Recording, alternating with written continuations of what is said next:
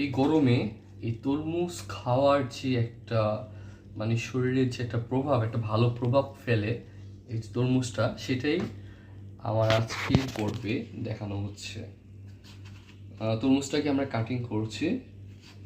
আমরা অনেকে তরমুজ কাটতে গেলে তেরা বেঁকা ছেঁড়া অনেক কিছু করে ফেলি। তো ছিঁড়ে যায়, বেঁকে যায়, দেখা যাচ্ছে কাটতে গেলে এখান থেকে কেটে ফেলি, এখান থেকে কেটে ফেলি। তো আগাগোড়া সব আলাদা করে ফেলি। তো এভাবে না করে আমরা তরমুজটাকে প্রথমেই আমরা একটা পিস নিয়ে নেব, মানে তরমুজের 4/1 ভাগ, ঠিক এরকম করে 1 ভাগ কেটে নেব।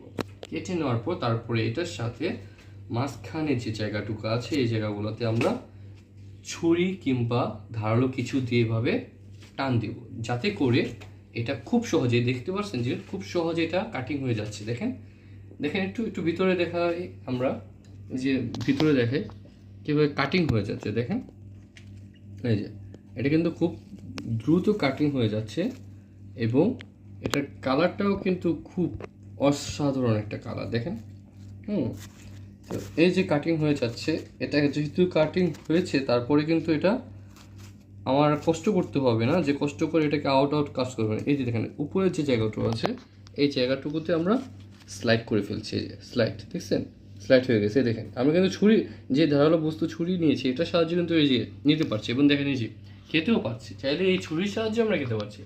হ্যাঁ, তো আমরা এই প্লেটের মধ্যে দেখেন, প্লেটের মধ্যে যে রাখলাম, কত সুন্দর একটা ডিজাইন করে করলাম। দেখেন দেখছেন ডিজাইনটা কত সুন্দর হয়েছে, পিসগুলো কত ছোট ছোট হয়েছে, কিন্তু সুন্দর হয়েছে, পরিপাটি হয়েছে। হ্যাঁ, যেটা অবশ্য আমরা কাটার সময় ভুলগুলো করে থাকি বলে কিন্তু আমাদের কাটিংটা সুন্দর হয় না। এবার না, লাস্টের যে সাইজটুকু আছে এটাকে আমরা এভাবে কাট আউট করে দেবো নিচ থেকে আউট অফ কাট আউট।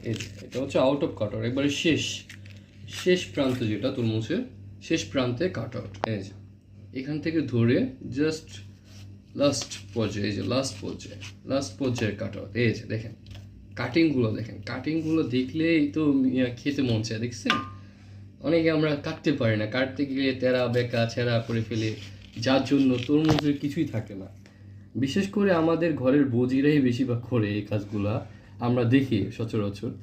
তো তারা অবশ্যই শিখে নিলে, এভাবে যদি শিখে নিতে পারে তখন কিন্তু আর এই কষ্টটা পোষাতে হয় না। দেখেন কত সুন্দর কাটা, দেখতেও সুন্দর, যে জিনিসটা দেখতেও সুন্দর